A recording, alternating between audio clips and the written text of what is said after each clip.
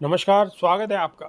Haryana BJP के अध्यक्ष पंडित मोहन लाल बडोरी द्वारा चुनाव आयोग से 1 अक्टूबर को मतदान की तिथि बदलने की मांग के बाद आम आदमी पार्टी के नेता मनीष सिसोदिया ने बीजेपी पर निशाना साधा है।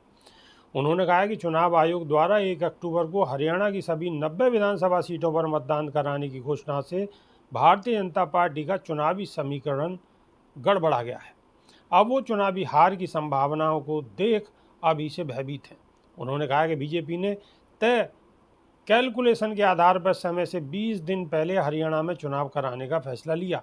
उसके आधार पर हरियाणा और महाराष्ट्र का चुनाव जानबूझकर अलग अलग करवाने की व्यवस्था की, लेकिन ज़मीन की स्थिति बता रही है कि बीजेपी का हरियाणा में इससे चुनाव कैलकुलेशन अब डगमगा चुका है। मनीष सिसोदिया का दावा है कि अपनी हार सामने देख बीजेपी घबरा गई है, इसलिए वो अब चुनाव से भागने की कोशिश कर रही है।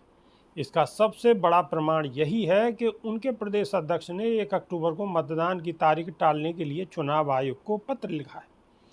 आप नेता मनीष सिसोदिया ने आगे कहा है कि हमारे संविधान और हमारे लोकतंत्र की यही खूबी है कि कोई भी पार्टी कितनी ही अहंकारी भरी क्यों ना हो, जांच एजेंसियों का भले ही दुरुपयोग कर ले, वो ना तो चुनाव से भाग सकती है और ना ही जनता से। दरअसल हरियाणा बीजेपी अध्यक्ष मोहन लाल बडोरी ने 22 अगस्त को निर्वाचन आयोग को एक पत्र लिखा है।